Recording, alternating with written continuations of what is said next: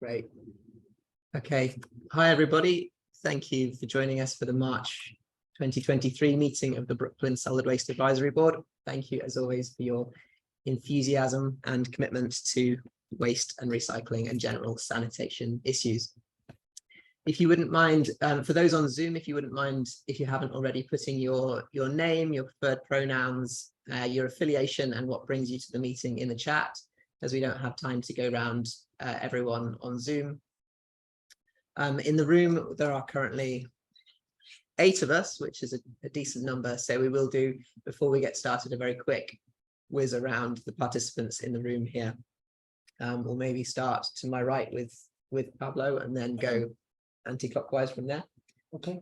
Pablo Garcia, Organic and Legislation Committee of Brooklyn SWAB, background in earth science education. I'm Sherry Rickle. Speak at the mic, please. Sherry Rickle. I am the Outreach Committee Chair and Vice Chair of the SWAB, and I lead the Master Composter Admin Team at the Lower East Side Ecology Center. I'm Lacey Tauber, Legislative Director for Brooklyn Borough President Reynoso. Hi, I'm Emily Moore. This is my first meeting in attendance. I kind of got here through the Sanitation Foundation's Zero Waste Academy, and I'm happy to be here. Hi, I'm Michael. I work for Paint Care. Glad to be here. Good to see everybody. Hi, I'm Rhonda Kaiser. I'm the Education Director for Cafeteria Culture, and I'm the Chair of the Legislative Committee. Thank you. And I'm Oliver Wright. I'm the Chair of the Brooklyn Solid Waste Advisory Board. So thank you all for joining. We have a pretty busy agenda this evening. So in fact, yeah, Liz, when you get a moment, would you mind posting the link for the agenda into the chat so people can access that? There's been a couple of small changes since it was sent out on Friday. So that'll be the most up-to-date version for people. But first of all, as usual, I'm delighted to kick off the meeting with a guest, and we're very, very pleased to welcome Alia Soomro from the New York League of Conservation Voters, who's joined us tonight.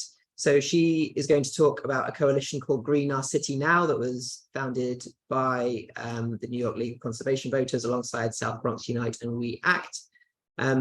Alia is the Deputy Director for New York City Policy, and she's going to talk about the coalition and the Green Pact that they recently launched. You might remember we discussed this briefly in our meeting last month and decided to table it for further discussion. So we're very, very pleased and grateful that Alia was able to join us tonight to give us a bit of an inside track on it and allow us to dive into it a bit more and see what we can potentially do to get involved and or support. So welcome, Alia. A big thank you for joining us, and I will hand it over to you. Great. Thank you so much for the introduction, and thanks everyone for having me. I really appreciate it.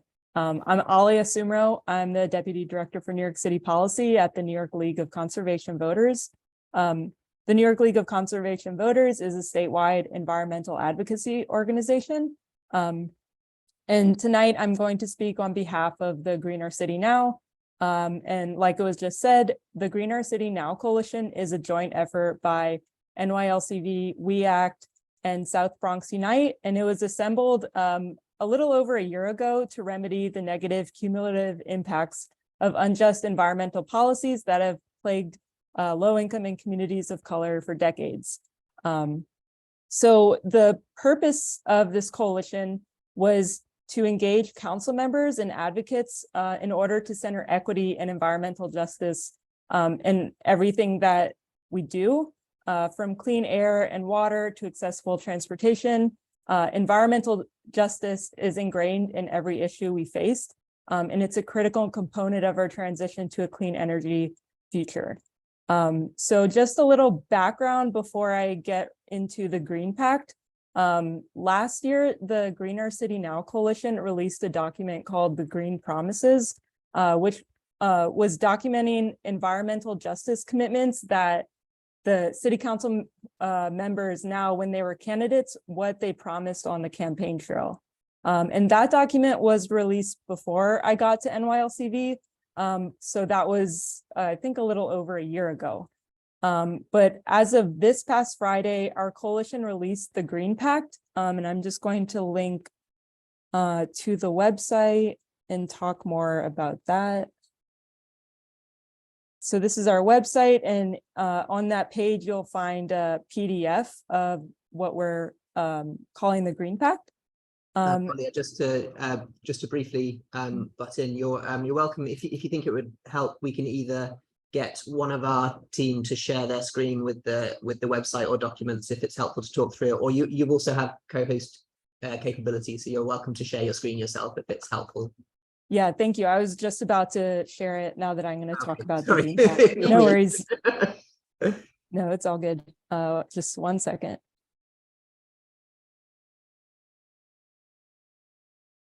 Sorry.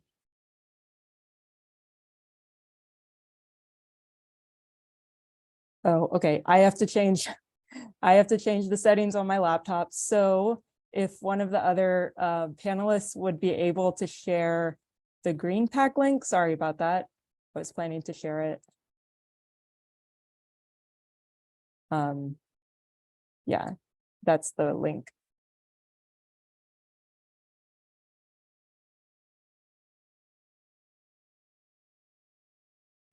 Is Liz or Debbie, are one of you able to share your screen with that link on it?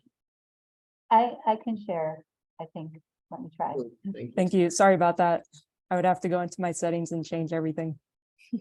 All good.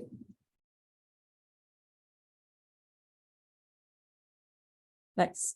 Okay, great. Thank you. So if you click the here button, that will link you to the Green Pact. So let's see.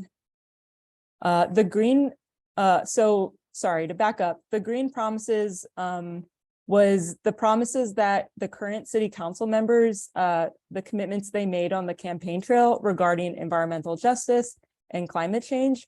So the Green Pact is taking it one step further, and it's a policy document that's outlining our coalition's policy and legislative recommendations to the current city council and other elected officials.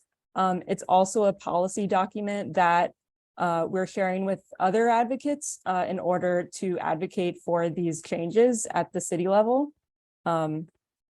So it's not only a document outlining policy and legislative recommendations, it's also a document to try to hold elected officials accountable. So you could see in like the second or third page of the document, there is something we're calling what is actually the Green Pact. So we're asking council members to sign on to it and like check off the boxes that they would be able to commit to. Ideally, they would check every box. So by signing on to the Green Pact, elected officials have pledged their commitment to prioritizing environmental justice and equity in their policy decisions and actions.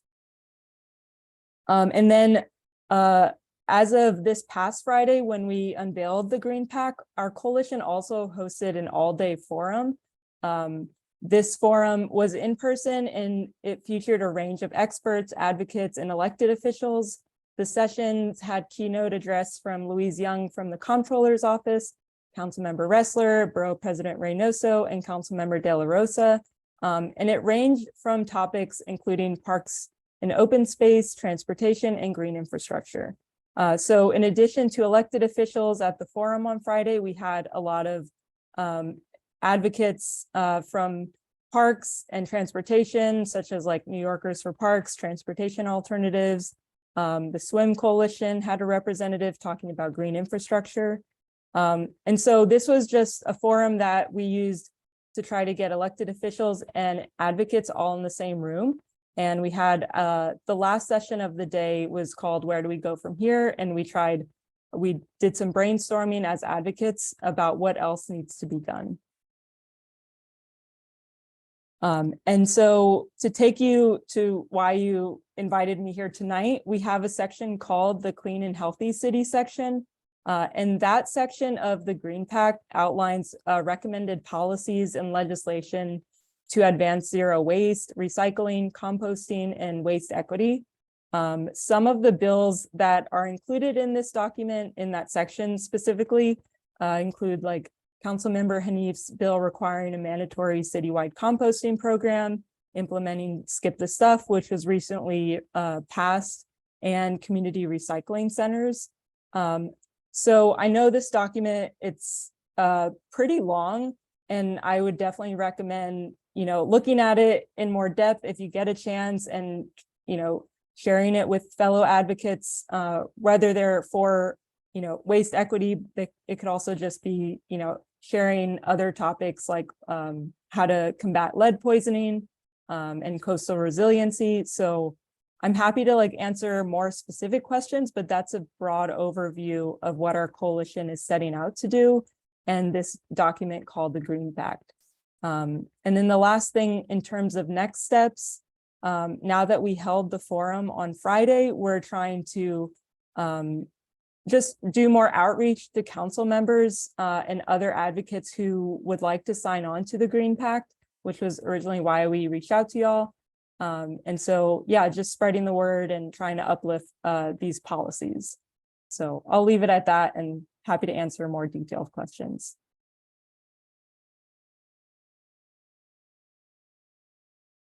Great, thank you so much for that overview. That was really useful and interesting. We do have, we have some time for some questions, and thank you for making yourself available to answer them. I have a couple I can kick off with, but I would also we can see if there are any in the chat as well, and like I said, everyone's welcome to use the raise hand function if you're on Zoom, or post it directly in the chat. I guess if you don't mind me kicking off, I guess my main question is, in terms of the next steps to get council members to sign on to this, what's the approach? Are you trying to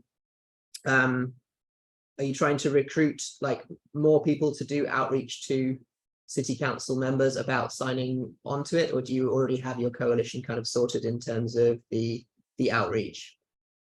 Definitely, no, it's not like, we definitely have like our founding members, and we're happy if other advocates or other coalitions would like to uplift it in any conversations you're currently having with council members or other elected officials. I think at this point, like the very like near next steps would be regrouping after our forum that we held on Friday, and just fleshing out more what advocates were saying at the Friday forum for next steps. We're definitely planning to like mail the Green Pact to more city council members so that they actually have hard copies, and, you know, uplifting that and trying to do as much outreach as we can.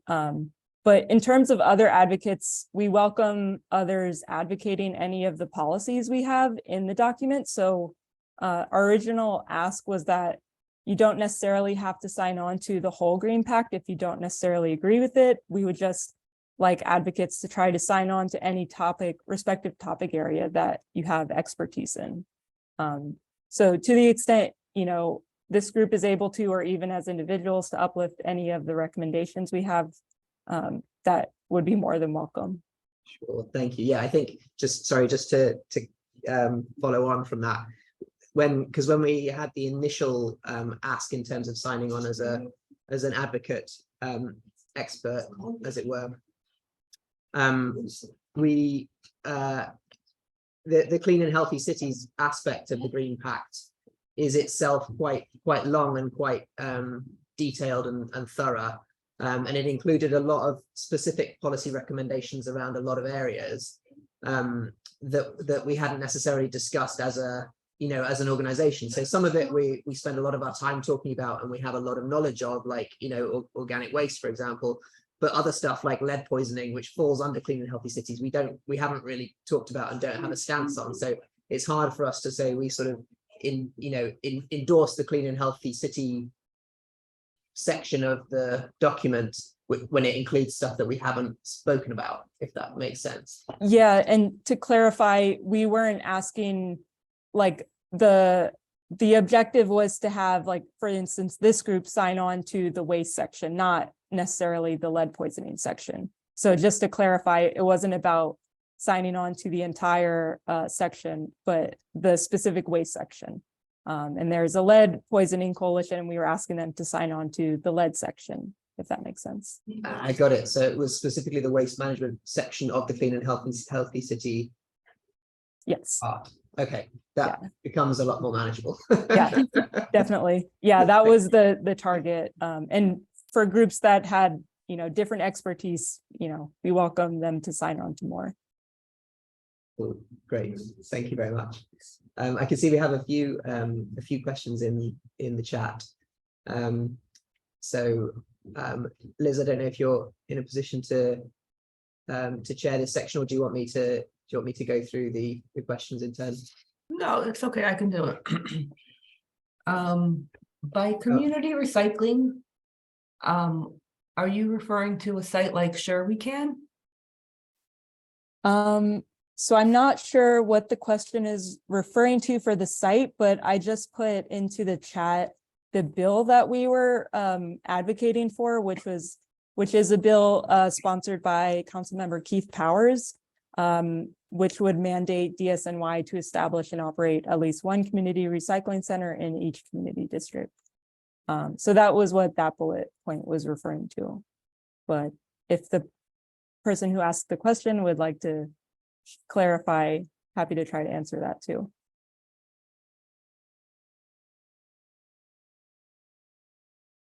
Great, thank you very much. Have we, by the way, have we been in a position to allow people to unmute themselves yet? Liz, you're still on mute. Chelsea, I had prompted you to unmute if you'd like to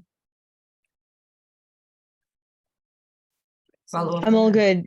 Thank you, Alia. That was a great answer. I'm sorry, Alia. That's a great answer to the question. I just, I think I chatted my gratitude and a follow-up, but you can come to that later.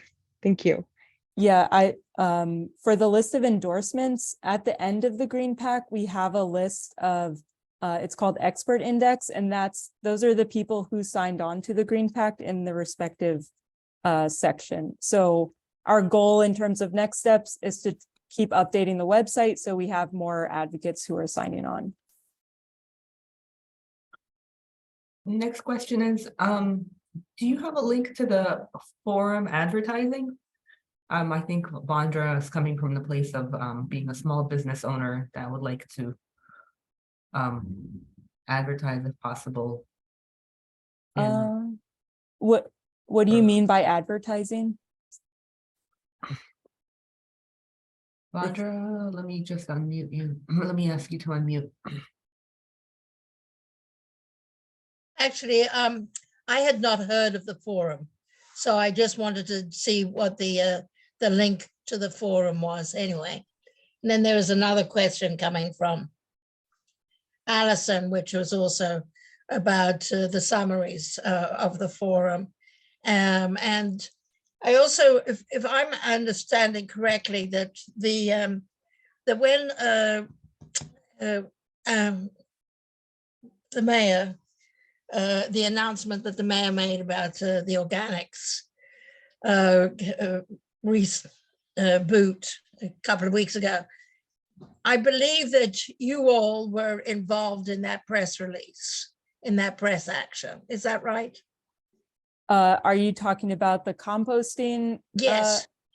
Yes, NYLCV was at the press conference, but as a Green Our City Now coalition, the coalition itself was not represented, but New York League of Conservation Voters was. So it was interesting to see you all there, but not to see Sandy Nurse and not to see any of the other composting initiatives. So they are Save Our Compost, a whole bunch of other stakeholders that were not at that press release. Were you happened to just be invited by the mayor, or did you have any other role to play in putting that? Yeah, so I did not participate. Our president, Julie, was invited. So we didn't plan the press conference. It was an invitation, so I can't really speak to who else was invited or didn't go. I can't speak to that. Okay, thanks. But at any rate, it would be nice to know what the, what opportunity there is going forward. So I'm a small compost collector interested in green jobs and green infrastructure. And if there's any way that I can get some support or interest from you all, that would be great. Yeah, so to answer the latter part of what you were saying, one of the benefits, I think, of this Green Pact is that we have a list of advocates at the end of the document. So let's say, like you said, you're interested in green jobs. There are organizations who signed on to that section of the Green Pact, and hopefully more to come. So, people can contact the advocates that are listed directly if you're interested. Let's say in green jobs, and there's a certain organization you want to do outreach with.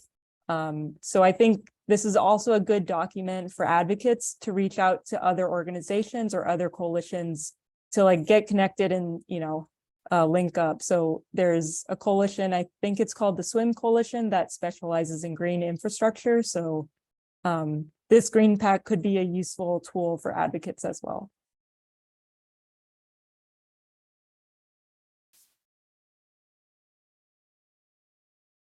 Thank you. The next question is about the CLCPA. How does this plan track with that law? Is it consistent, divergent?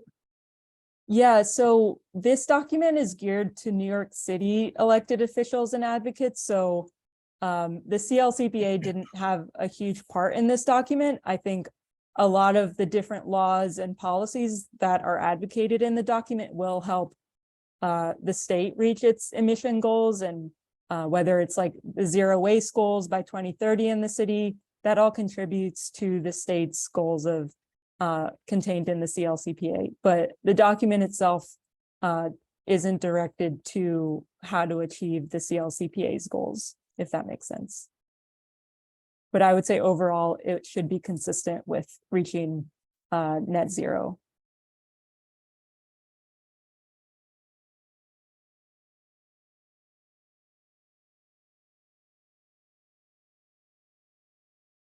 Great, thank you.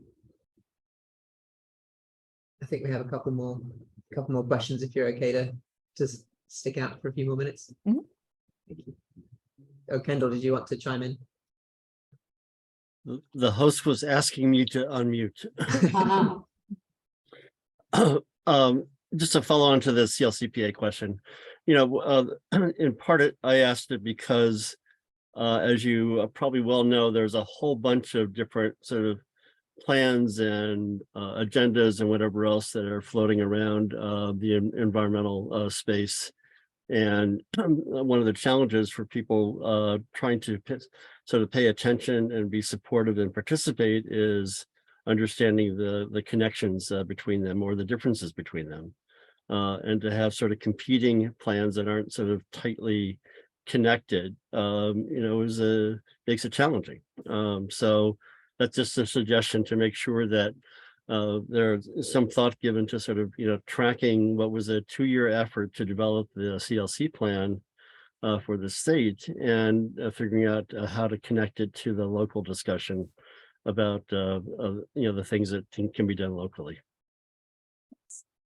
Yeah, that's a great suggestion, and we'll definitely take that back to the coalition. Yeah, and to Vondra's question about how it was the forum was sort of organized and promoted, as a supporter for a long time of the League of Conservation Voters, I'm sort of surprised to hear about the forum in this effort, and I'm not sure where I sort of missed it along the way, but I would like to know more about how to sort of plug into it. And then the other question I just asked Alia was about what effort is being made to reach outside of the enviro advocacy community, to talk to the businesses, to civic groups, and other organizations. Yeah, so beyond speaking to the choir.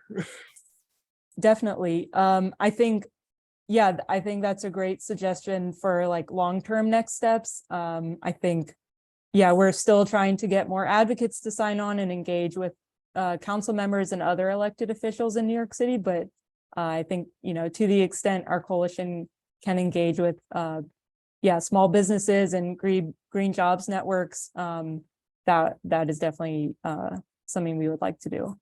And then in terms of the forum, that was held on Friday. I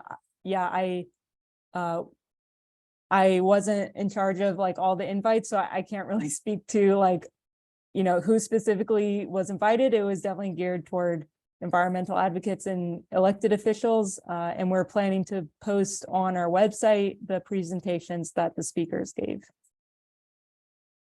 And what's the website where it will be posted, on the leagues or some other, is there a? I'll post separate it site in the that's been chat right created? now. It's this website that I posted just now. Thank you. Thank you so much. The next question is about, does the Green Pact get into any air quality studies in environmental justice communities? No, not specifically. This is a document outlining like legislative and policy recommendations. So it did not get into any air quality studies. I think that would be a whole different document we would have to undergo. So the short answer is no.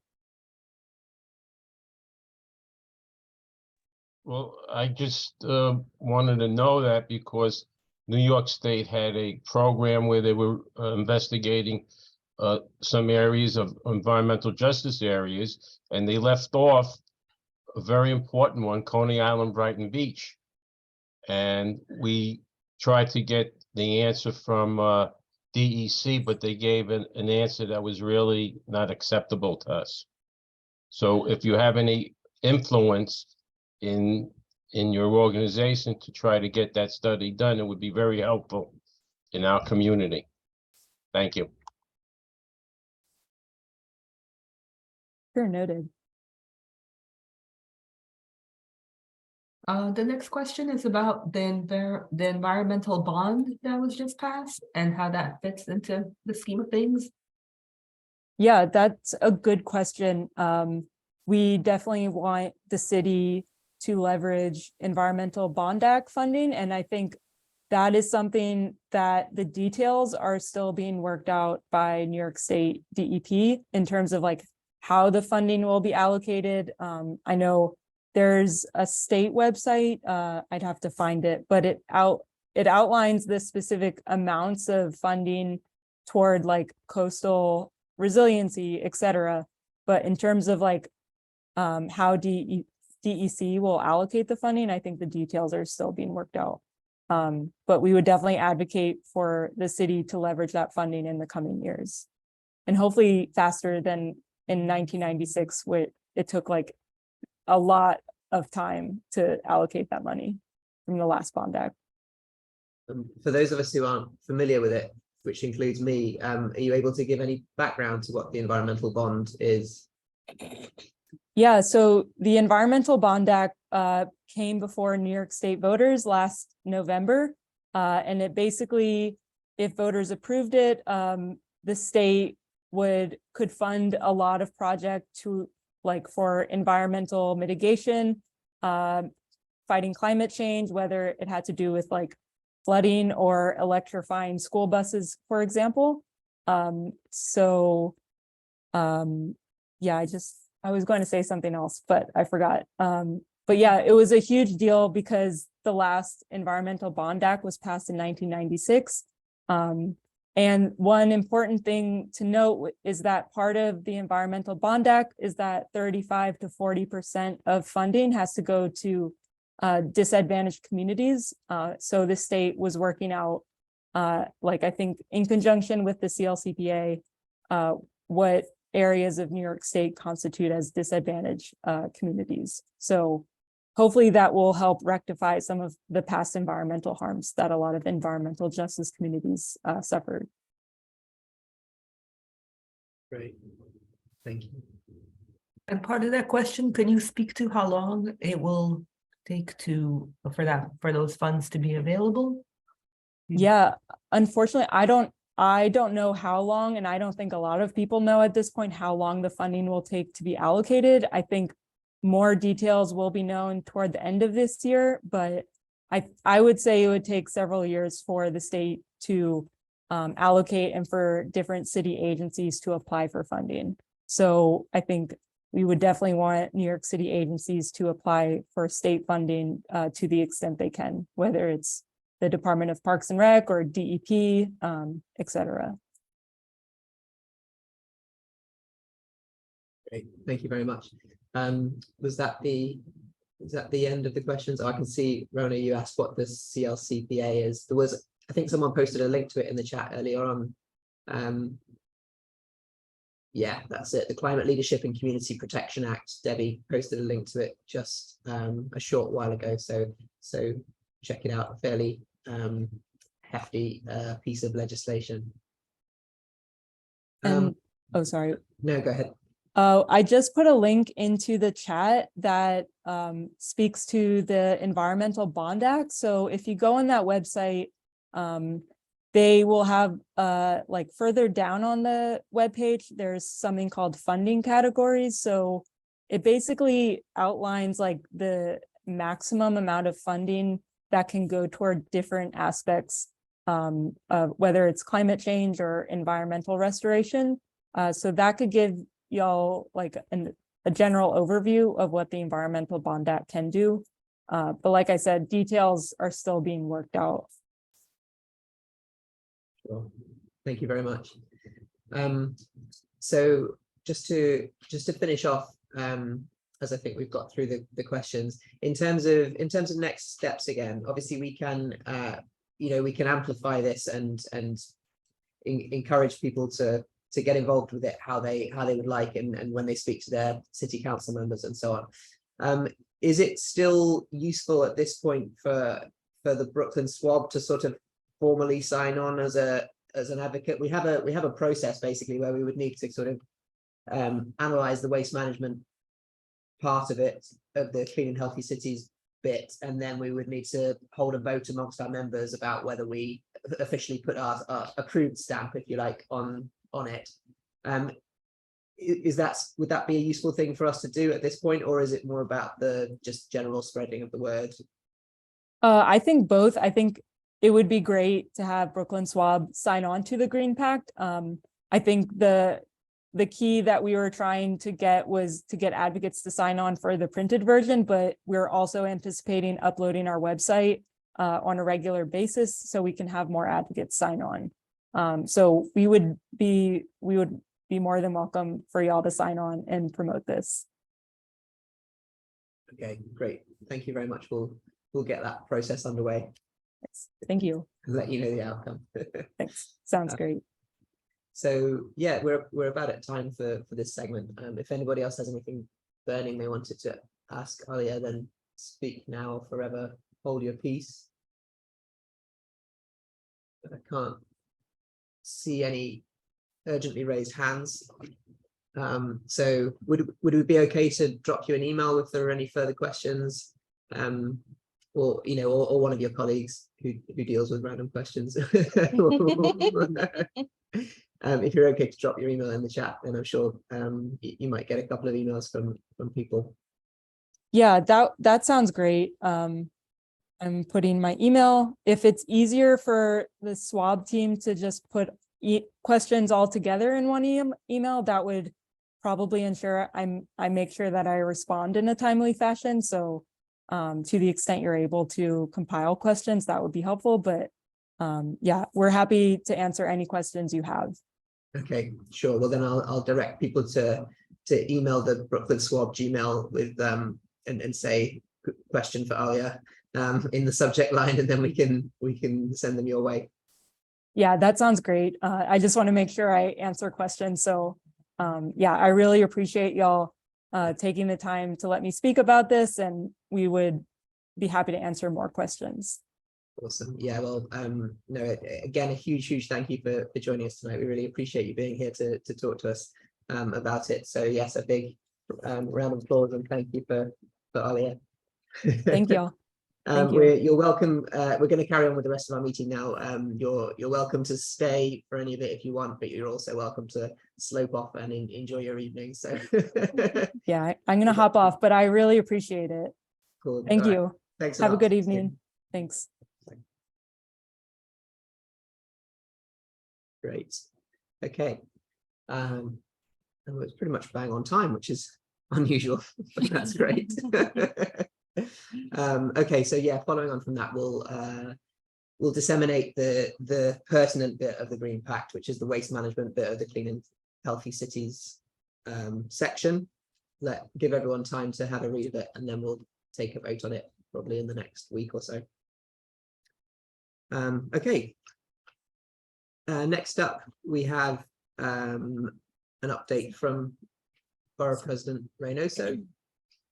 It's on our Gmail. Oh, Debbie. yeah. It's swab.brooklyn@gmail. Okay, I just want, ignore Debbie's last comment. She's going to put the correct one in a minute. she's gonna be dropping. Cool. Thank you. Yeah, thank you for doing that, Debbie.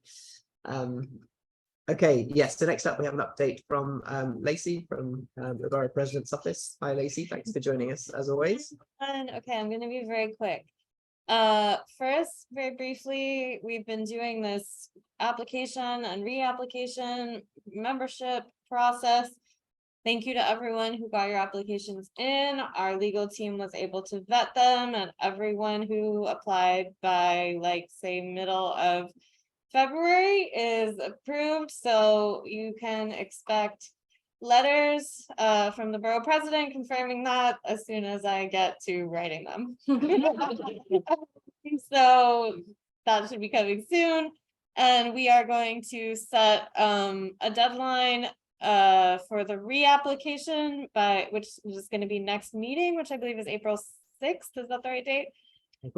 So if you haven't done your reapplication yet, you'll probably be hearing from Sherry about that. You probably have heard from Sherry about that a number of times. So and I think the links are on the website, right? Are links on the website? I don't know if I put the reapplication on the website, but we'll make sure to get them out. And now you have the Gmail, so if you have questions, you can email them there about that. In terms of the BP's goings on in the world of waste, I think last time we talked a little bit about the hearing that was upcoming about commercial waste zones. That hearing happened. We were pretty dismayed to learn that they are delaying implementation again. Till the end of 2024 is when they plan to do the first pilot. We don't love that. We would like to see it happen faster. And we are going to prep some testimony for the sanitation budget hearing, which is like the third week of this month. And we'll be reiterating our points about full funding for that program. Yes. We have learned it moved up. It's next week. Wait, really? Yeah. Oh, no. It's Okay. It's the Well, 15th now. okay, it's the 15th. I didn't even know that. Thanks. I think it was just today. That they was moved hearing- Yeah, Okay, yeah. good to know. So March 15th, we'll be doing some testimony, pretty much focused, I think, on funding for implementation of commercial waste zones, but we'll be playing all the hits, universal curbside, of course, just getting everything in there, rebudget, and I encourage everyone to come out. Yeah, sorry if you can't hear me that well. I had COVID last week, so I'm better now, but I'm trying to be extra safe with my mask. Yeah. There's a couple of questions off the back of that I can see. Can we still apply to be part of SWAB, or did we just miss the deadline for this year? Sherry? So no, the deadline that Lacey mentioned is for the reapplication. So that's for current members, and we are to renew every 2 years, which we had not been doing. Admittedly, we had not been doing, but we are going to do that going forward. So that'll be on a rolling basis as we catch up as well, because some folks are only like a year now. So to apply to be a member of the SWAB, you will be able to do anytime. We have a couple of requirements that include attending 3 of the last 6 meetings in order to apply. And then as a member, there's no fee. at all, and it entitles you to voting rights on behalf of the SWAB. And you need to come to 6 out of the 11 meetings we have a year, and you need to serve on one of the committees. And we have a variety of committees that you'll hear a little bit more about in a little bit. So, and thanks, Liz, for posting the rules too, or the guidelines for applying. Yeah, and I'm always happy to answer questions if folks have it. So. I realized like there's a lot of new people in this meeting, and what I just said might not have made a lot of sense. So let me explain a little bit more about what I just said. So when the BP was in the council, he passed a bill to reform the way that commercial waste is collected in New York City to make it a zoned system. Right now, it is very much not regulated. You can have 5 different businesses picking up from one block. It is an issue for a number of reasons, emissions, street safety, worker conditions. So the bill passed to create this zone system. There'll be 20 zones in the city. Each one will have 3 designated partners from which the businesses can choose. We are eager to see this program implemented, because the longer it takes, the longer those poor conditions persist for the workers and the environment and pedestrians and cyclists and drivers. So that is a big priority for the borough president, is to really see that happen as quickly as possible. So we're really going to push hard on that in the budget hearing. Chelsea, I don't know yet if there's going to be a rally. Clearly I didn't even know they moved the hearing, so I'm a little behind. And if there is, I'm going to check with Councilmember Nurse, and I can let the group know. Great, thank you very much. So yes, there was the Sanitation Committee's preliminary budget hearing was scheduled for the 22nd of March, but it's now been moved forward as of today to the 15th. So it's a week earlier than advertised, which is not very helpful. Some work to do. Yes, indeed. Okay. Well, thank you very much, Lacey, as always. Before we go on to coalition updates, I know Rhonda had something that she wanted to talk about very briefly, well, talk about now rather than in the legislative committee section of the meeting. So I will. And I'll be brief. Go ahead, Rhonda. Okay, so this is a legislative issue. There is, we've talked about this since 2021, or since 2020, actually. It's EPR, or Extended Producer Responsibility. Thanks for the reminder, Lacey, to speak to people who may be new. So this year, it's been proposed. Last year it was proposed, the governor proposed it in her budget. And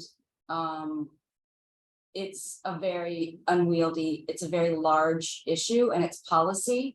We wrote a letter that spoke to specific points about the policy, but it also specifically asked for it to be removed from the budget so that it's not negotiated behind closed doors amongst many other items. So I think it could be, I think it's important for as many people to weigh in as possible right now, because there's pressure at this moment. There was an op-ed that was released that a senator released about just putting it in the budget and just getting it through. There are a lot of ways that the bill could be really bad, and it's not just a matter of are we letting perfect be the enemy of the good. It's actually would be bad, it would be detrimental if we let there's too many tricky, slippery items where producer control of our waste system. Can you imagine if you have a waste transfer station near you that maybe can producer controlled, or imagine if you have a landfill or an incinerator that's maybe producer controlled and trying to get that closed. It's already hard enough with the government, arguing about transparency and all of that stuff. So we really want, and we have a plastic pollution crisis now that happened with producers in charge. We want to make sure that producers aren't in charge, and a lot of other things, which we will get to, and I'll talk about that, about the legislative committee meetings this month. So I'd like to circulate, it's a really short thing, and maybe we can vote online so people have some space to Yeah, I think so. think about it. But basically, it's just asking that this portion be removed from the governor's fiscal 2022 budget. But it's also saying that it should be adopted and taken up in the legislative session. So it's a very simple thing. Hopefully, after this month's legislative committee meetings, we'll actually have a more expanded position on EPR and the important points. Right. That's all. I don't know if anybody has any questions or. Thank you. And so just to clarify, it's very similar to what we actually did last year, which was to ask that EPR not be included in the governor's budget, but instead be a separate legislative piece that was properly worked through. And we're in exactly the same position pretty much this year. Yeah, exactly. But hoping that it doesn't get dragged out to the end of the year like it did last year. Right, and the difference between this year and last year is that last year we had no competing bills in the legislature. This year, we have 2 bills right now in the Senate and 1 forthcoming in the Assembly, we believe. So there's a lot going on. And there's a lot that the 2 Senate bills share about what's good about them. All of the sort of pitfalls, the governor took care of all those, and so they're all in her bill. So really, if we could just have a transparent sort of debate, and then we know also who's voting up or down on which, there also needs to be accountability in addition to transparency.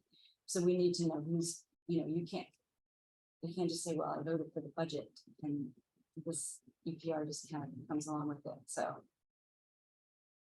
Great. Thank you, Rhonda. Anyone, I can see a question from Kendall. Any indication of DSNY's position on the various proposals? I think they're gonna be on the right side of things as soon as if we can have a conversation with them and understand the nuances. It's very nuanced, and it's easy for DSNY or any organizations, if you're not reading it super closely, to think that it's just going to represent a windfall to the DSNY. It's a little more than that. So I don't think there's been any definitive position stated to answer your question. Thank you. Any other questions for Rhonda? Actually, sorry, I was just trying to remember. At the hearing, they heard the resolution. The commissioner got asked about it. She was asked about the bottle bill. Right. Oh, I'm sorry. Right. Yes, I'm confusing. No, things that's in my head. I'm no, sorry. that's right. She was a little. What was her? She was a little. Yeah, never mind. I don't want to. Okay. Now I'm sorry. I'm misremembering. Yeah. Okay. There was a question, just one up from the chat to Lacey, I believe, about the mayor's press release on composting and whether Reynoso was invited. Sandra, you have strong opinions about this thing. I don't remember. Truly, our communications team gets invites to press conferences, so I can't say for sure one way or the other.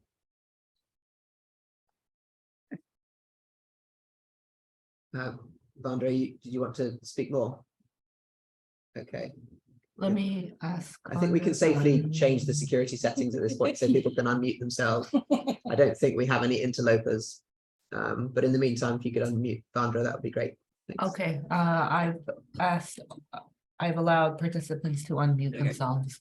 Go ahead. So actually, well, it was a shocking PR event because nobody was there except the League of Women Voters. I'm sorry, Conservation Voters. Nobody from your office, Sandy Nurse, None of the composters. It was like the mayor and Jessica from sanitation. It was like shocking. What happened? Who invited them? Who set up this press release? This press event, rather. Inquiring minds want. I wish I could tell you, Vanja, but I can't. I'm sorry, I cannot. Right. Comment from Betty about the pros and cons of composting dog poop. I was talking about this with someone today. There is a specific, is it Domino Park where there's a specific dog, is it Battery Park? I don't know if Domino's doing it as well, but Battery they've been doing it for a while. Right. Yeah. Yeah, it's Battery, and I read about it today, and I'm just curious if we could learn more about it, like what it would entail, any health concerns one way or another. You know, I don't know that much, but I know it's a problem because it is. I don't want to go on and on, but yeah. Actually, some years ago in Thompson Square, and also over in Washington Square, the dog park over there, they did this brilliant program with bokashi, where they had a bokashi bin and put all the dog poop into the bokashi bin. It was really excellent. It's not, I can't take it on though. I'm only doing household food waste. Lovely. I mean, yeah, I'd imagine it's, especially for parks waste, I'd imagine it's a fairly big proportion. Yeah, I thought it was actually, my husband said it was Battery, but okay, because he brought it up. It's one of the blocks says it's Battery. Yeah. Okay. All right. One for consideration. All right. Thank you, everyone. Okay, we'll move on to coalition updates, starting with Save Our Compost. Okay, I do want to jump back to membership for 1 second, because Yes. we do have 3 new members who are awaiting their official letter from Lacey, but I know at least 2 are on. Afia is on, and Basil, although Maria's sitting in for him, and Mark Hellerman. All 3 are new members, so we can do a little unofficial, informal, yay! And then you'll all be getting your letters when Lacey has a chance to catch up from being out and sick. And then reappointments are still going on, but so far we've got 9 reappointed, and I think we're like 5 or 6 that didn't have to reapply. So we're in the midst of all of that. I can announce the people who have successfully reapplied so far, if you like. I have the list here. Okay. So the successful reapplications for BkSWAB membership thus far. Who have not been notified. Elizabeth Roisman, Dylan Oakley, Shari Ruckel, Pablo Garcia, Rhonda Kaiser, Susan Frazier, Anne Basson, Michael Reiser, and Oliver Wright. Well done all. Thank you all. Is that because I forgot to respond to an email? Yes, but it's okay. We're going to send out reminders, and as Sherry and Lacey mentioned, with a kind of hard deadline of the next meeting to reapply, because that will enable everyone to be in place who wants to be in place by the time of the elections in May. There's a tiny bit of language on the reapplication form that's in the process of being tweaked, so that's going to be finalized in the next day or 2, and then we'll send it back out and say, you know, get this done, or you know, don't. Obviously, I want you all to reapply. Yes. Cool. So Save Our Compost. Yes, so Save Our Compost. So Go that's ahead. The second part of the meeting update. So we met once, but that was before commercial waste zone hearing. So we spent a bunch of time talking about stuff there. So I'm not going to go into that. There was, and then there was some talk around, I'm looking at my notes, there's some talk around the upcoming budget hearing, and you know, what to focus on there. And I think there's thought to get input on testimony, but our meeting, the next meeting is next Tuesday, which is only the day before now the hearing. So I don't know what's all going to happen. I just saw an email from Justin Wood come through. So hopefully they'll have some ideas on that. We spent a bit of time just talking about, you know, the curbside announcement and things like that, which hopefully folks are familiar with that curbside will now be, by the end of next year, will be rolled out across the city, and it won't be opt-in. It'll be, you know, everyone who wants to participate can. So there's still questions around, like, where does all that go? We don't necessarily know. There's some good points around some of the smart bins that have been installed as well. And it's picked up by the same trucks that pick up school organics. But in that means that we can't then see what is from the school and what is from the smart bins. So we know they're popular. They're 24/7. You may have seen them. There's, I think the ones that are out now are just the ones with the app versus a fob that was originally out. And so that's an ongoing discussion and learning and questions. Yeah, and there's still talk of an anaerobic digestion panel, but I don't know where that's at, other than I think Anna's gonna pull a meeting together soon to start planning that. So yeah, it was on Anna to get the ball rolling on that, and some of you have expressed an interest in being involved in that. So just as soon as we have any news, we'll communicate it. yeah. So I think that's where we're at. Anything else that stands out to you? Not really. Yeah. Can I just ask? Yes, go ahead. The Manhattan SWAB has a guest speaker on Wednesday night, day after tomorrow, about on this sort of subject about, I think it's somebody from the Manhattan SWAB can maybe talk about it. It's about processing it anaerobically. I'm sorry, it's about something to do with sludge maybe, or let me just see if I can find it. Yeah, it's Tracy. So hi, it's Matt. Can you guys hear me? I'm sorry, I didn't mean to Yes. jump in, Hi, Matt. but Welcome. thank you. Great meeting. It's wonderful to see you guys in person. Sorry, I'm not there. But yeah, so Tracy Firsch, who lives upstate New York and is a person who belongs to many very important groups related to the environment, is going to speak to us about PFAS and its connection to biosolids and some of the other hazards that are associated with biosolids. And of course, the implications are for New York City are that we certainly want to be careful when we mix our good organic food scraps and yard waste and other items and co-digest that with human waste and household kitchen and other kinds of waste through the sewage treatment plants. So should be interesting, a very interesting talk.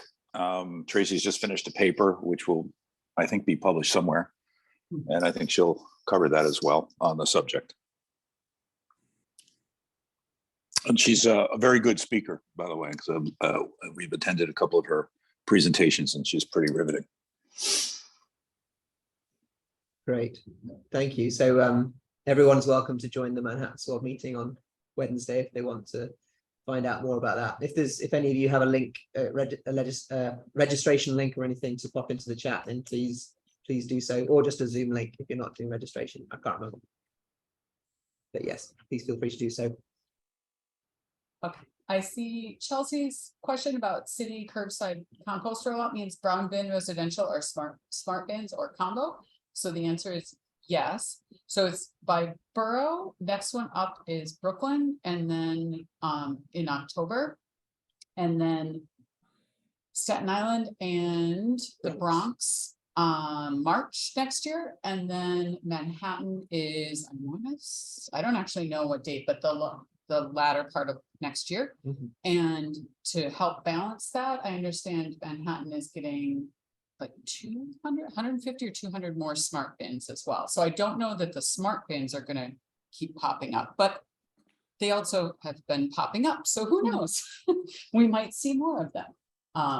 So yeah, the answer is so yes to both, Chelsea. And then Kendall had a note about the EPR. And then Tracy, who was the question?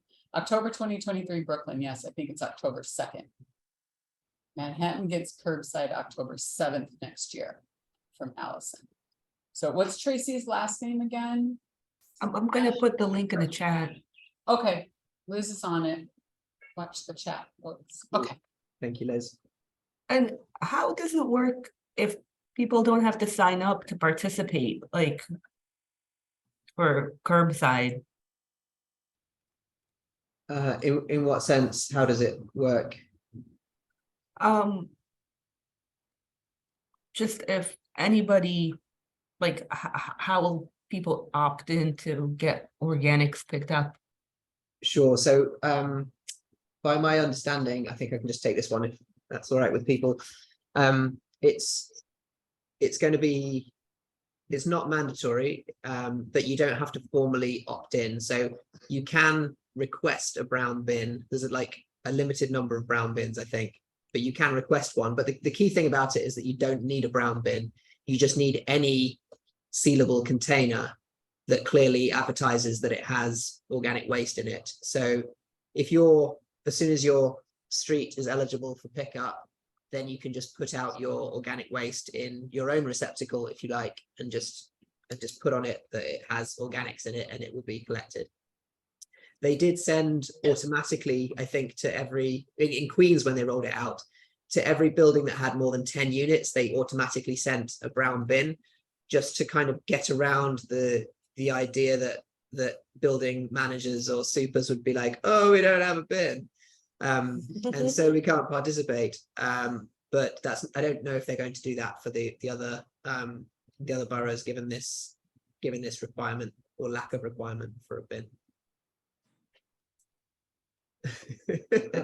Chelsea, get your compost bin the size of a parking spot. Give it a go and report back how about it.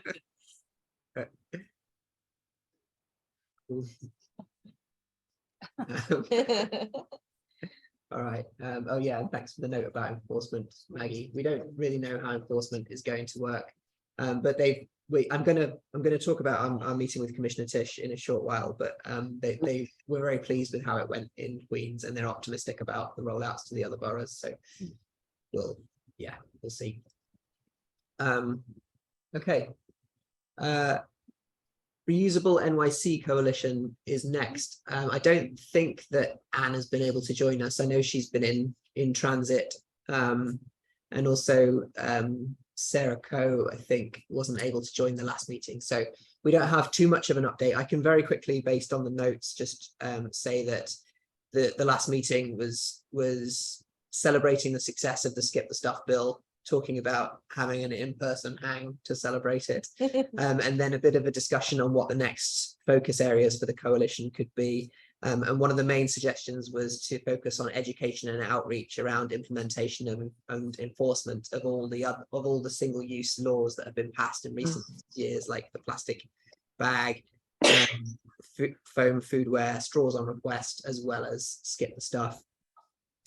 And then there was some talk about another bill specifically looking at reusable food containers, spearheaded by Deliver Zero. I don't know if people know Deliver Zero, the reusable foodware company and program. There's also apparently a statewide Skip the Stuff bill that they're potentially going to push, and that's the gist of it, really. So I don't think any decisions were made yet, and I think the meeting was on February the 14th, so there'll be another one quite soon. So there might be some updates from that, but that's it from now on that.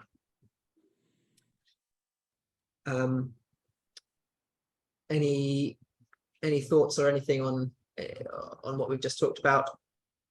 before we move on to the other committee reports? No. Okay, cool. Well, we can go on to, well, actually next was membership update, but I think we've kind of covered it unless you had anything else you wanted to add. I don't have Either of anything you. else to add. While you were out, we just went over the list of people and the requirements and things for being a member. So it's ongoing. And you and the team turned everything around really quickly. So we were Yes. able to get ready for May. I hope the new folks will consider applying. Yes. Indeed. Yeah. It's not that scary. You do have to get vetted by our legal, but they're just gonna, I don't know, Google you and stuff. I don't know. It's okay. Knock on your door. Live nice. That's right. Yeah. Okay. Cool. Yeah. And thank you, Lacey, for all your help and support in the process so far. It's been great. Okay. Question about joining the committee meetings before becoming a member. Yes, absolutely, you can. Committee meetings are open to the public. Most of the next committee meeting dates are on the agenda, and they should be on the Brooklyn SWAB calendar as well, with a link. And if not, and you're interested in it, if you can't access it for some reason, then you can drop us an email and we will we'll send you the link. Debbie asking about the MSWAB meeting being recorded for later viewing. Matt or Maggie or anyone, can you speak to that? Or anyone who attends? They usually do. Yeah. Okay. Cool.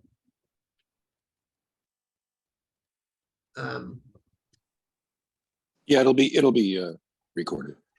Great, thank you, Matt. And how do we access the recording? We'll send out the link, but we'll also put it up on our YouTube channel when it's done. Great. Thank you.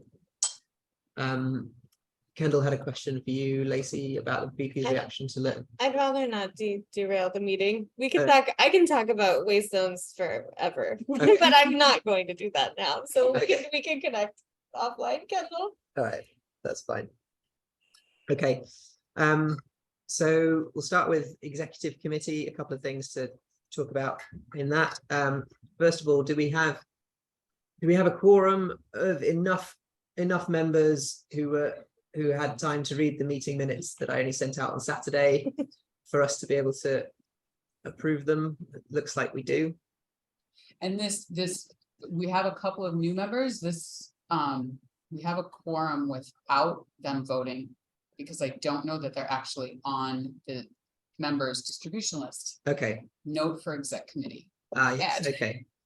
There is a members Google group which will get things like the meeting notes in advance of the meeting if they're not in the full public. So we will not include our new members in this round of voting. Okay, fine. Would anyone like to move to approve the last meeting minutes? Move. Great, thank you, Michael. Second. Seconded. Okay, so we're going to do a combination of hands in the room and hands on Zoom. All those in favor of approving the minutes, please raise hands now.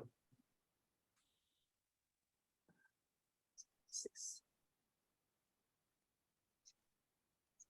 8, 9, 10, 11, 12, there we go. That's the magic number.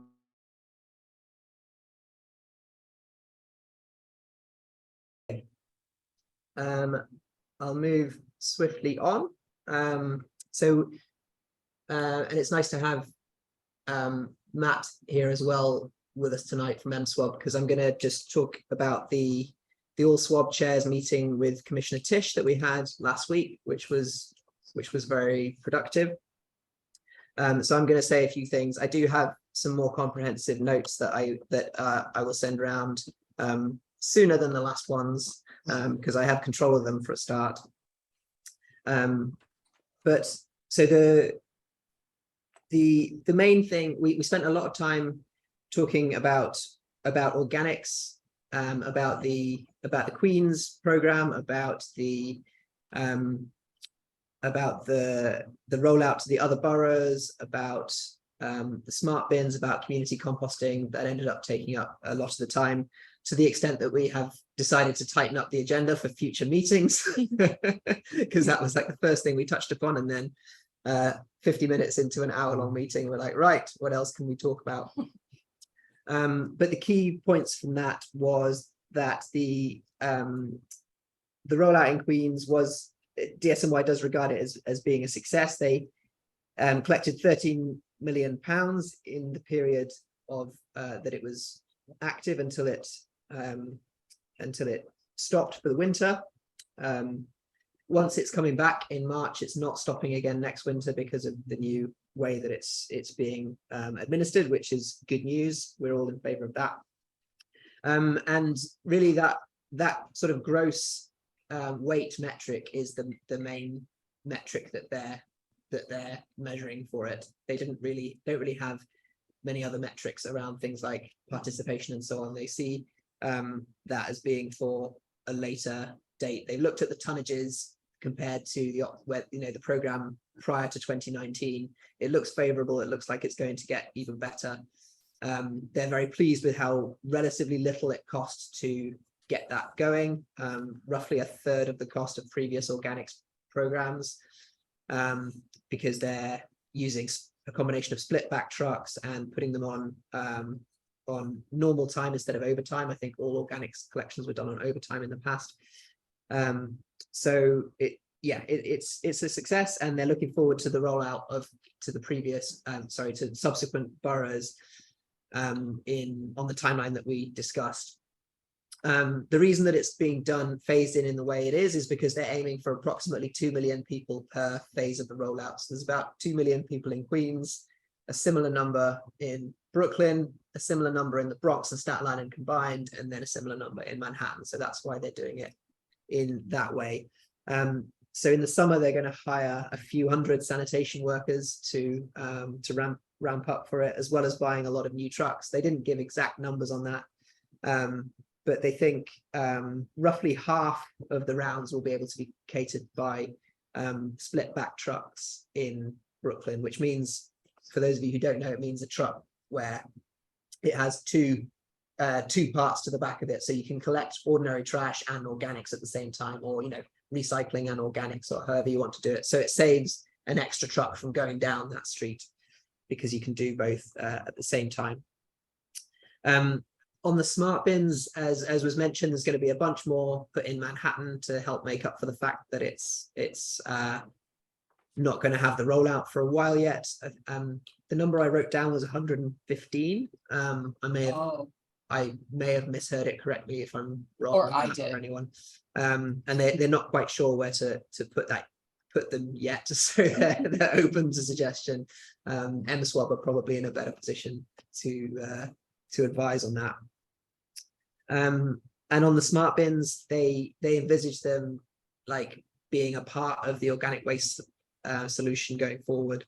Couldn't really say much about data from them. As has been mentioned, they're collected at the same time as the school organic waste, so we don't know anything about specific tonnages from them or contamination rates versus the stuff that's being collected from schools. That's frustrating, probably something that we'll push on in the future. And we talked a lot about community composting, and what was quite key but also quite positive was that they acknowledge that there's going to be a big impact on community composting. So the NYC compost project sites, the community drop-offs, like the food scrap drop-offs, they're all going to be hit by the curbside collections and by the smart bins. And so there was an acknowledgement that they're going to have to pivot to like a new reality where they maybe get less stuff. And we talked about a few different ways that might look, but the main takeaway was that they want to meet separately with the SWABs and different members of the SWABs, potentially other stakeholders, to talk about what community composting would look like in a future where a lot of their feedstock is being taken by curbside collections and smart bins. just briefly, because I'm waffling and I'll send written notes as well, but on containerization, there was a study recently completed by the consultancy McKinsey on different options for that. And there wasn't really much of an update apart from like weight. Like they are looking at it, they are working behind the scenes. And so we can expect to hear them come out with something on containerization in the not too distant future, but wouldn't really give any details on what. So we'll look for that on, wait for that on with bated breath. What else was there? Oh, the other thing was, because we talked about the next solid waste management plan and how the swabs would feed into that plan. The last one, Kendall highlighted the last one in the chat earlier, was back in 2006. So that's 3.5 years away that the next one is due, but it's starting now. And there was an agreement to convene a separate working group looking at how the swabs can feed into the solid waste management plan. So Greg Anderson, the deputy commissioner, is now the sort of point of contact for the swabs going forward, and he's going to set up working meetings on the solid waste management plan and also on community composting and all that entails that we're going to be invited to. So like separate working meetings with the commissioner's office, which is great. And then alongside the regular quarterly meetings that we're going to have. So those were the main points that I thought was worth talking about now. Matt, if you wanted to add to that at all, you're very welcome to do so before we get to, I see Anne's got her hand raised. So Matt, if you want to chime in with anything before. Yeah, no, I guess we'll be also, did you mention the waste characterization study? Because they wanted to have a tour, I think they were going to give us a tour of the sorting facility for the waste characterization study. Does that ring a bell? I didn't mention that. Thank you. Yeah, that's a very good point. That's ongoing. The current waste characterization study. So the big like audit and analysis of what's in all the different types of bins throughout the city.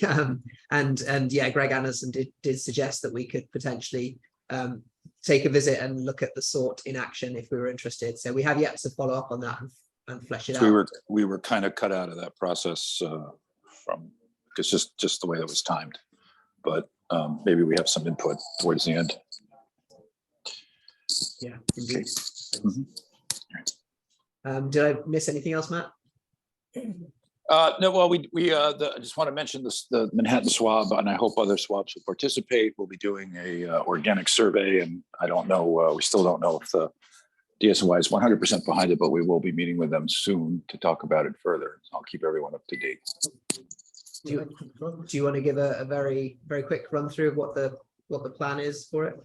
Yeah, the plan is essentially to look at the effectiveness of various intervention techniques to get people to maintain to participation, to look at their awareness of the program, to gauge it, to take a look at the various personality types regarding attitudes towards organics diversion. And so we had a meeting on Sunday, just briefly, a couple of us to discuss this, and discuss this with Maggie Clark as well, who has done a lot of work in this area. I think she's on the call. So the idea is that is to be complementary and not competitive with what the DSNY is doing, and hopefully, I think Greg had mentioned to us that in an email, but also last week, that they would sit down with their data and analytics department and see if we can work together. So we'll see. I'm optimistic. Great, thank you. And did you still have a question or a comment? Was it about this? Oh, no, I actually just forgot to put my hand down from the vote. Cool, all right. Thank you. And thanks for joining, Anne. We did, or I on your behalf, kind of read out some of the notes from Reusable NYC earlier. Okay, yeah, just saying that they were talking about the next steps for the coalition and so on. Right. Okay, thanks. Great. But thanks, glad you could make it to join us. Mm-hmm. Okay, have I missed anything in the chat while rambling that it's worth touching on now? There's a few people, thanks to those who joined and who had to step away. I don't know if we know the participation. No, rate so to Maggie's in- question about the participation rate in Queens and percentage of collection being food versus yard waste, they do not know. And to the other questions from well, Maggie's next comment, and also I think there was one a little bit further down from Mark on any info on education plans for residents. So one thing that the commissioner did say about the outreach in Queens was that it was very much focused on, like, not on the keen beans, not on people who care about methane and stuff like that. It was more like getting rid of rats, basically, and making the streets tidier. That was the main sort of line that they went for, and they felt that was successful. So they're going to replicate it to an extent in the Brooklyn rollout in the fall, and they're currently sort of planning that and ramping up to do it. And there's questions on where everything goes, and I don't know if you got any more answers on that either, because we asked that. Yeah, there wasn't a huge amount more detail on where everything from the curbside collections is going to go.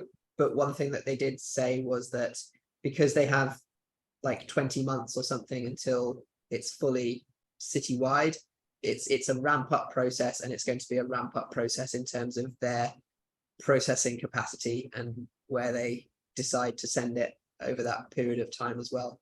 They didn't part of the reason they didn't want to start it all straight away was because they didn't want to overburden the existing facilities. So yeah.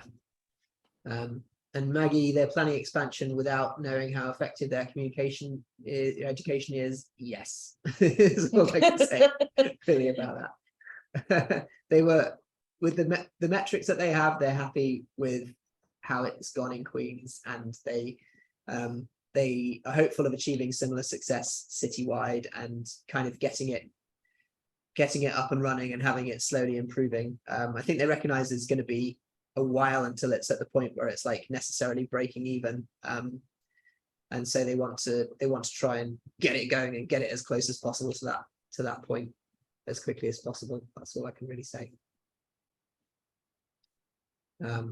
I just hope that at future meetings it can be underscored to them how important it is to have everybody participate. If you're trying to get to zero waste and nobody participates, you have no zero waste. And we're flying blind at this point. There's no data. They don't seem to be interested, which just floors me, but it may be that they just want to say it was a success regardless. Do we know who's doing the outreach and education for DSNY? Did they do it themselves, or who are the people who are doing it? It was a combination. The DSNY did a lot of it themselves, and also Big Reuse were in charge of a lot of the outreach as well. Yeah, I think it's a drum that we're going to keep banging. We're limited in how we can influence them, but they, like, in terms of the metric of tonnage of organics, they were happy with it compared to anything else they've ever done in Queens before. So like that's what they're going on at the moment. And what was the time? They collected 13 million pounds. 13 in the period, which was like October through to the end of December. I just wanted to say something in terms of the outreach piece. We kind of heard from various sources that a lot of staff at sanitation who were supposed to be dedicated to other things got kind of reallocated to working on this, the outreach for the Queens rollout. And, as much as we value outreach, I think it's something that we want to avoid, particularly when it comes to delaying other priorities like commercial waste zones. So this is something we're going to talk about in the budget hearing. It's just making sure that they have the resources that they need to do both things at the same time, to like really scale this up and do outreach in a way that's effective and like in multiple languages and reaching people and all of that.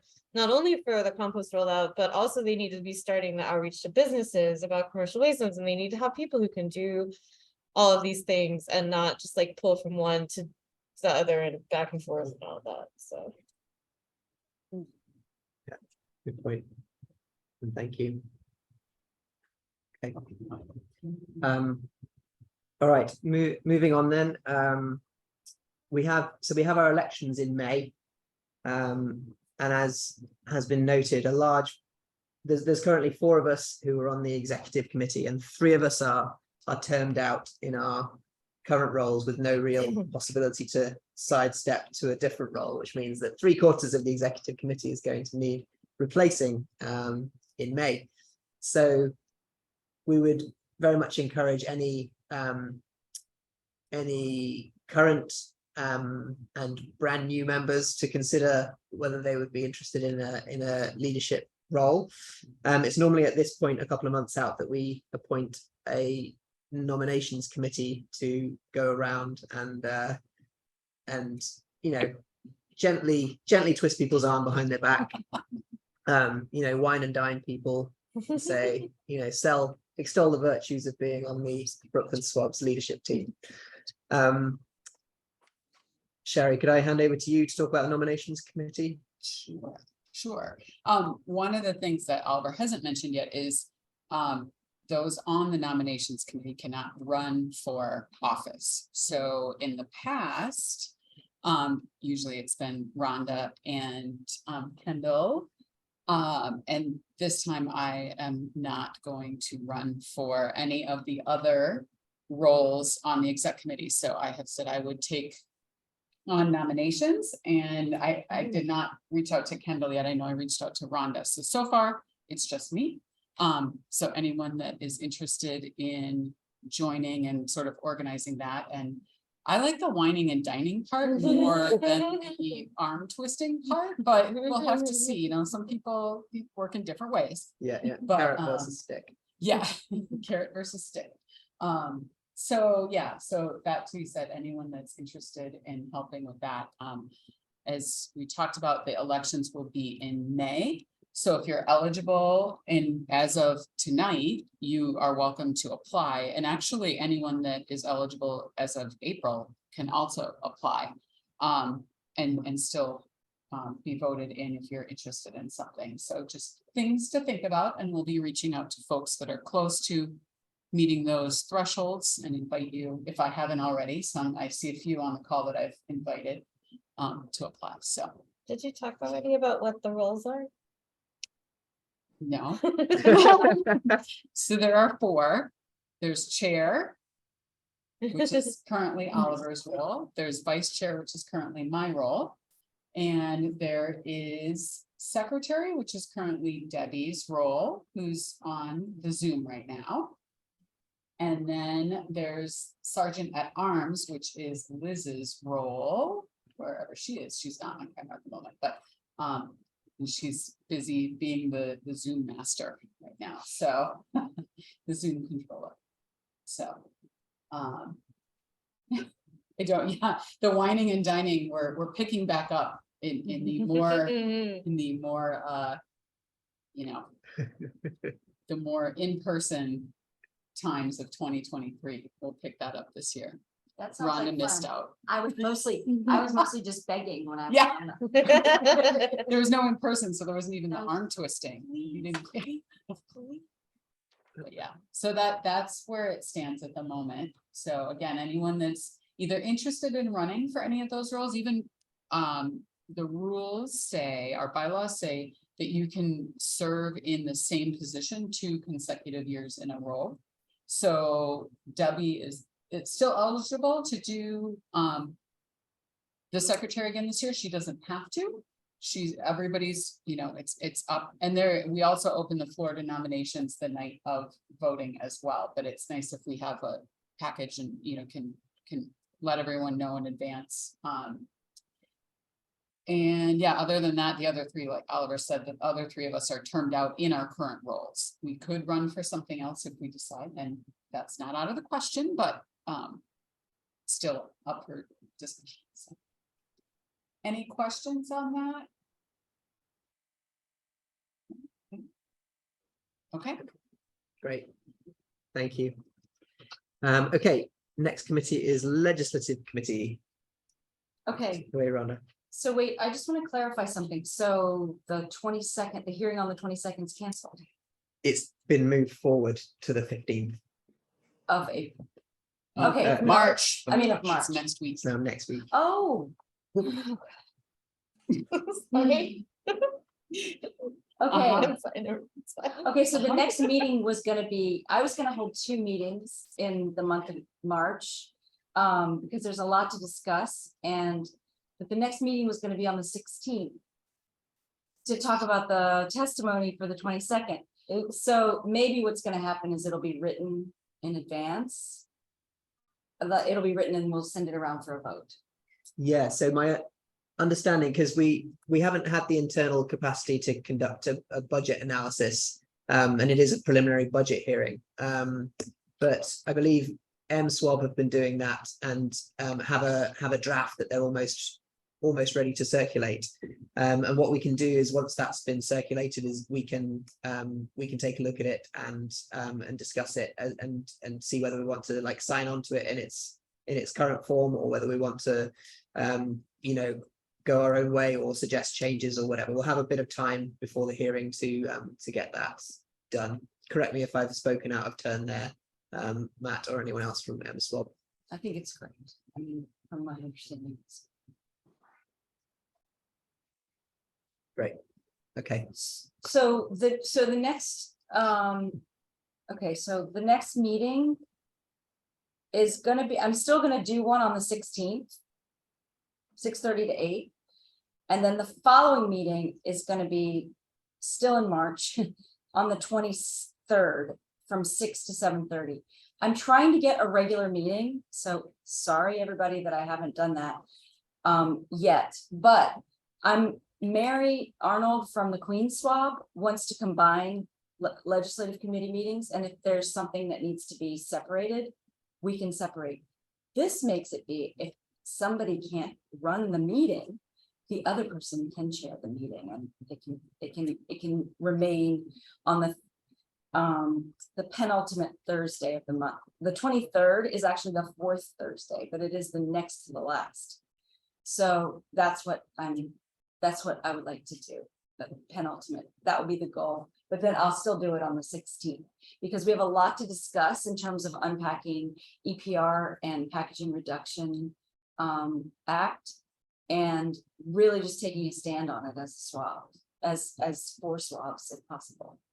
Great, thank you. Okay. Rhonda, question about that. Oh yeah.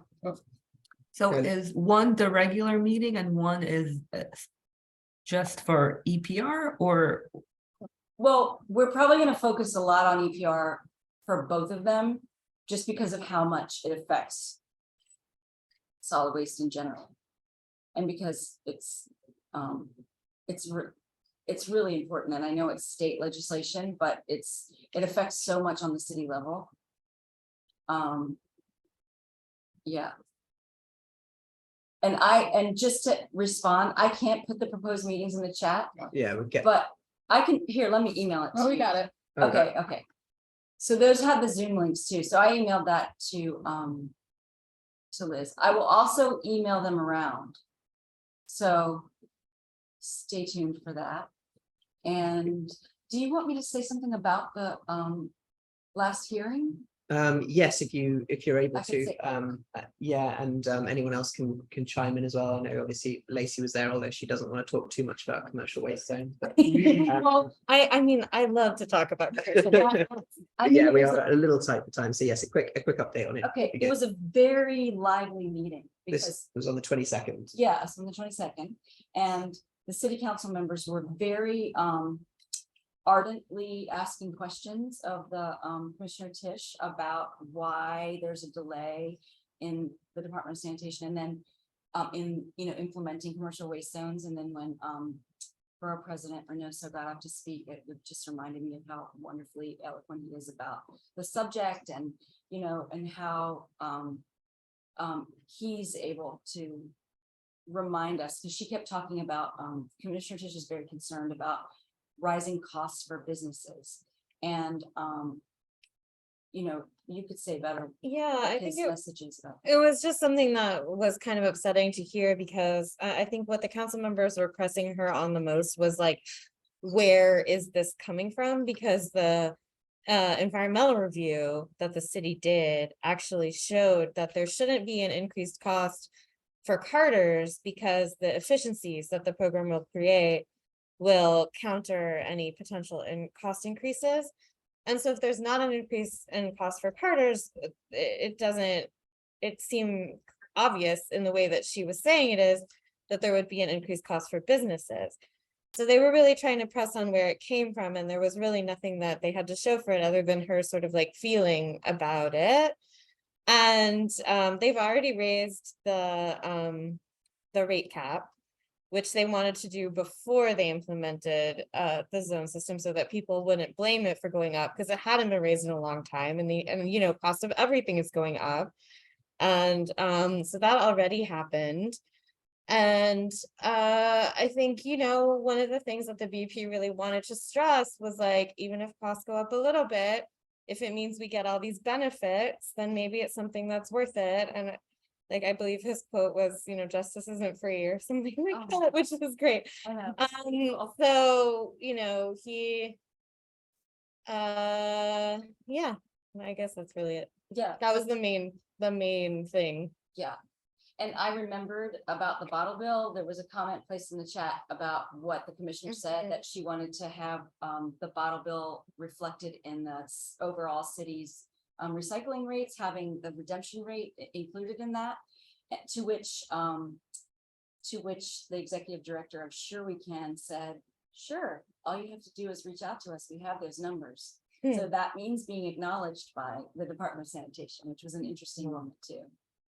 It was having just for the new members, just having canners who are part of the informal waste management system, who redeem bottles and cans and clean up our streets at no cost to the city, having them acknowledged by the city rather than sort of vilified. Great. Thank you. Thank you very much. Does anybody have anything else to add, or any questions related to any of that?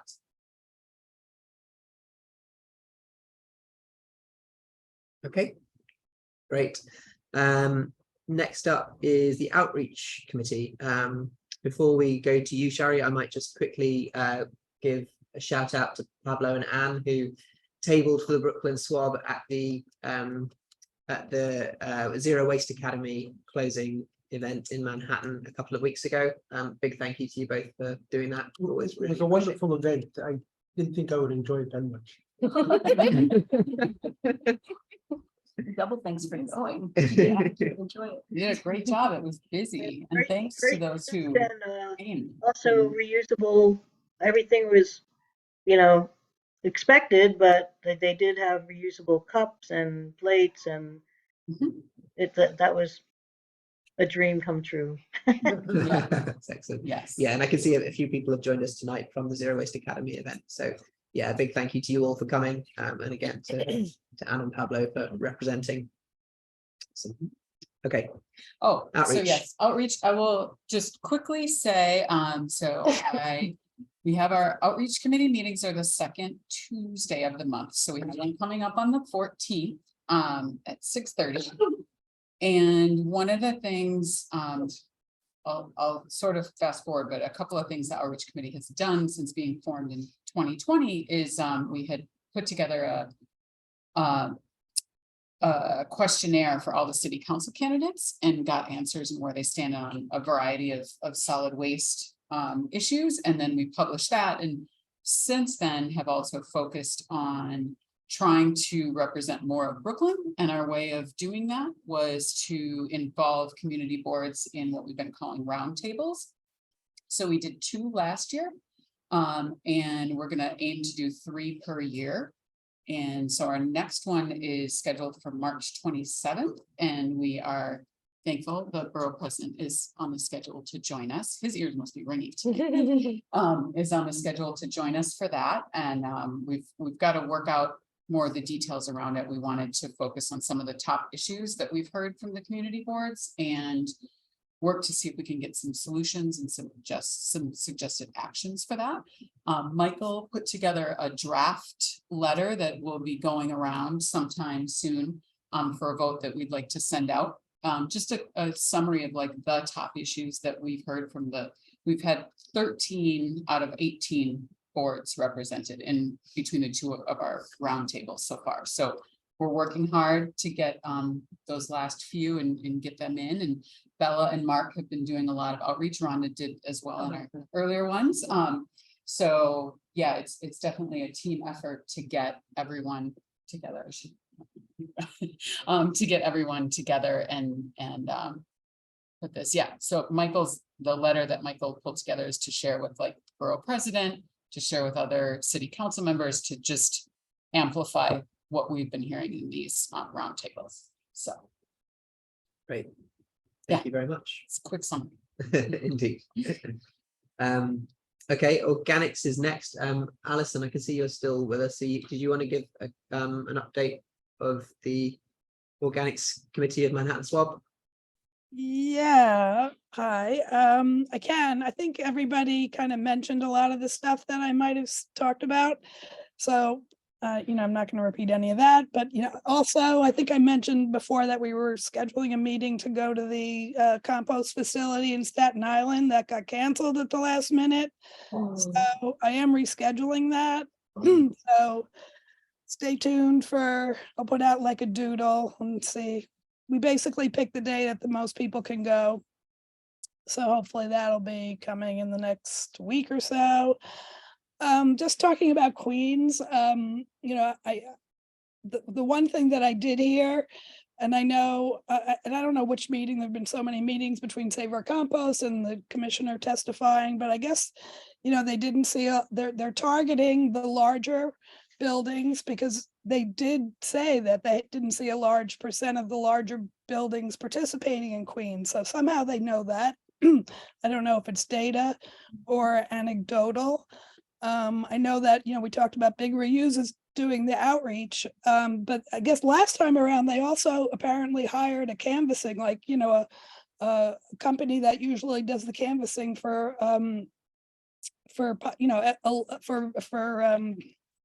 elected officials. So it just made me think that don't those people, when you're going out knocking on doors for people, are you collecting that data? So I mean I just wondered if they actually had data somewhere from that company, even if it's not from Big Reuse. I also came across, I don't know if any of you are part or on the listserv for the Queens Climate Project, but there was a great survey that they put out, and I'll put it in the chat. And obviously you're all in Brooklyn, but I figure we all may know people that live in Queens, either your friends, your family, somebody you know, and I think it'd be interesting because it's a interesting exchange going on the listserv. And we do have our organics committee meeting next Monday. So encourage anybody who wants to join. A couple of you already joined. We have people from basically all the swabs that come, which is great because, we learn from each other and we're all kind of trying to accomplish the same thing. We hear a lot of concerns about the smart bin. So we're kind of wondering, if there's anything we can do to educate people better on the smart bins, whether or not it's creating an FAQ or something like that. So join us next Monday. You don't need to register. I think the link's on our website. Feel free. I'd love to see you. Awesome. Thank you very much, Alison. Yeah. That's great. I try not to talk to people from Queens if I can help it, but occasionally I'm obliged to. All right, putting in the link on the chat. Yeah. Cool. Yeah, thank you very much. Okay, great. We have 2 committees left in the remaining 5 minutes. So we'll go to events next. That's you, Liz. Yeah. Hi. So we had the last events committee meeting on the 22nd of February. And we're moving forward with organizing like a hands-on workday in the spring. We're kind of switching it up from events that we've done in the past. We've all been so, Zoom reliant, and this would be like a beach cleanup type of event where we can where members can come and we can open it up to our public list. Just a chance to get out and get our hands dirty and just kind of, connect while doing a good deed. So some options include a beach cleanup with NYC H2O. So they are having an event, a beach cleanup at Canarsie Park, May 13th in the morning.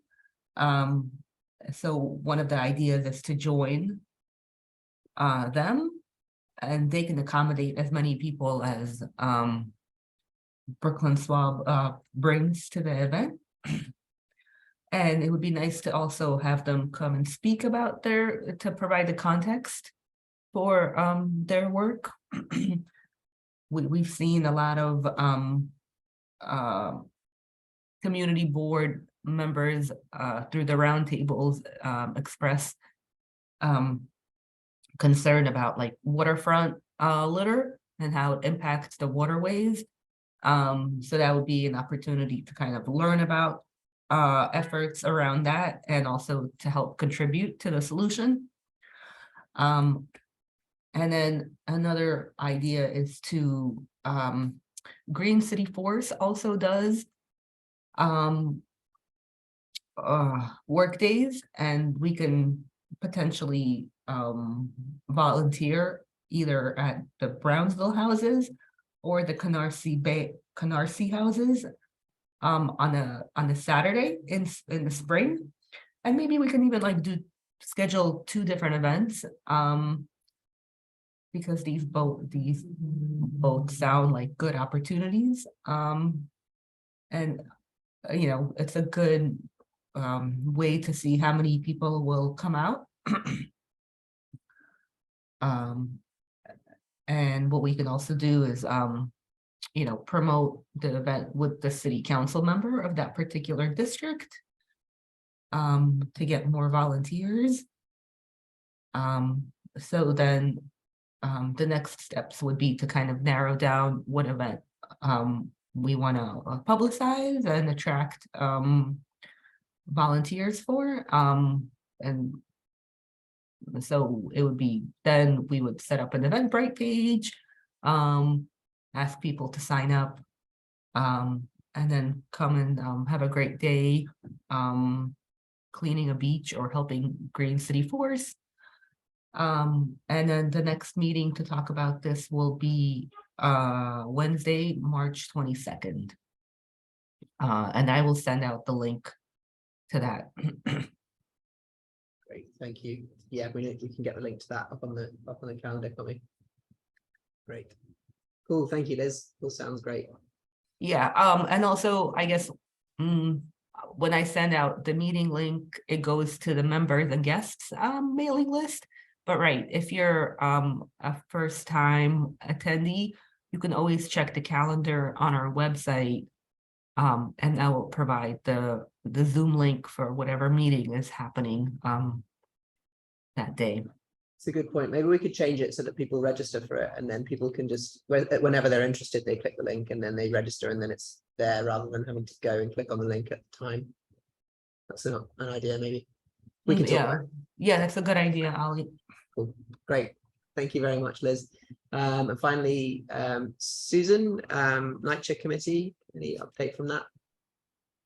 The last meeting was last Thursday, March 2nd, and most of the meeting was spent going over the inner city green team, which took on the Wagner houses and doing outreach, promoting recycling.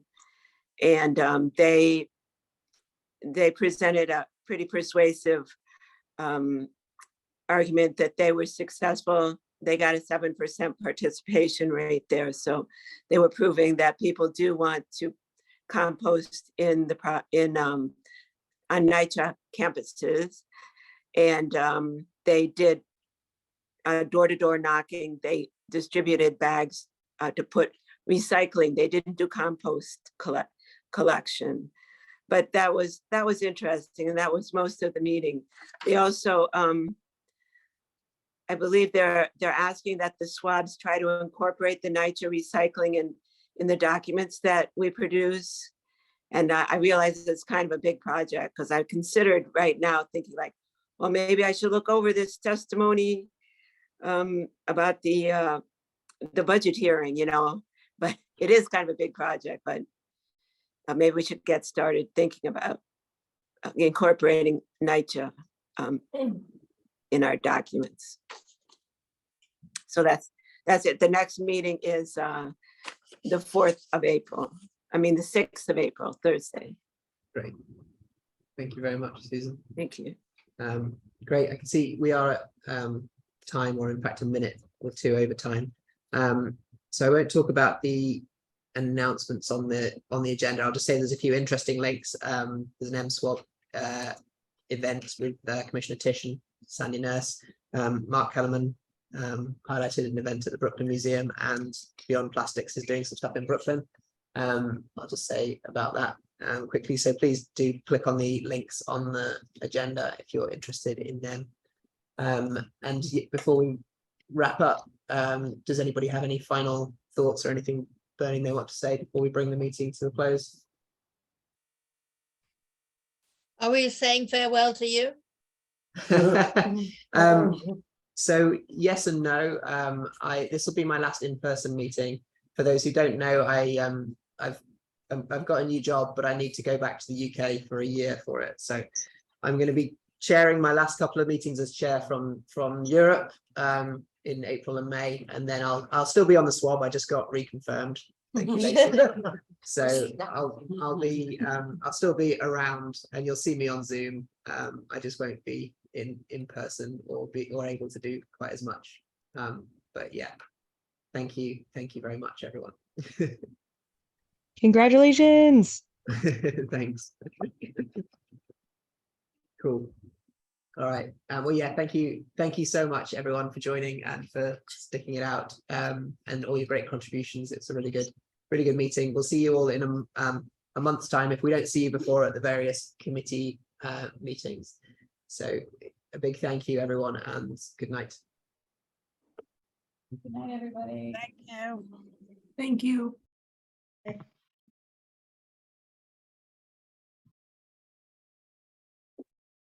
Oh, what do I have to do? Hand it to you.